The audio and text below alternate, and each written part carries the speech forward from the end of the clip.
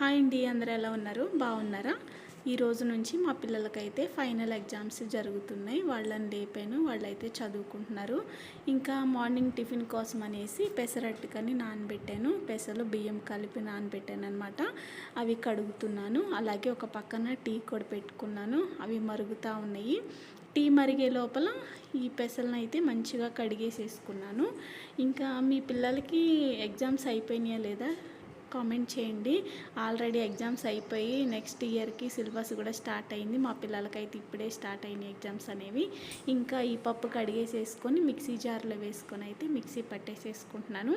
నేను పెసరట్టుకి ఎప్పుడు వేసినా కూడా కొద్దిగా అల్లం అలాగే ఒక 2 పచ్చిమిరపకాయలు వేసేసి పిండిలో మిక్స్ చేస్తాను అనమాట. ఎందుకంటే పిండి మరీ చప్పగా ఉండకుండా ఉంటుంది. ఎందుకంటే మనం ఇన్స్టెంట్గా వేసుకుంటాం కదా పెసరట్టు అనేది.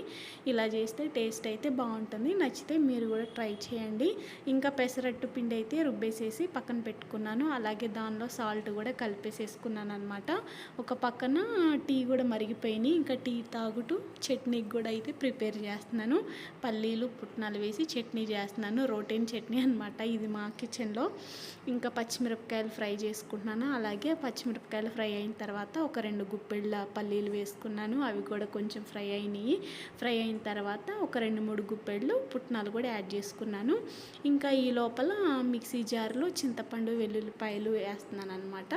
ఇక అవి ఇచ్చేసాను. మా పిల్లోడికి అయితే చట్నీ, మా పెద్దోడి చట్నీ పట్టడానికి అయితే వెళ్ళిపోయాడు. ఇంకా నేను పెసరట్టు అయితే వేస్తున్నాను.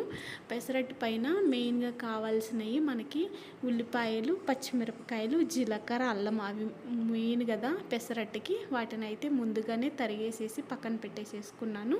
ఇంకా దోశ వేసి వాటిపైన ఇవి స్ప్రెడ్ చేశాను అనమాట. పెసరట్టుని ఆయిల్ కంటే కూడా బటర్ వేసి కాలిస్తే టేస్ట్ చాలా బాగుంటుంది. కానీ బటర్ గడ్డగట్టింది అనేసి ఆయిల్ వేసి ఫ్రై చేశాను. ఇంకా చట్నీ కూడా ప్రిపేర్ అయిపోయింది. ఇంకా పోపు వేసి పిల్లలకి పెట్టేశాను. తినేసి స్కూల్కి అయితే వెళ్ళిపోయారు.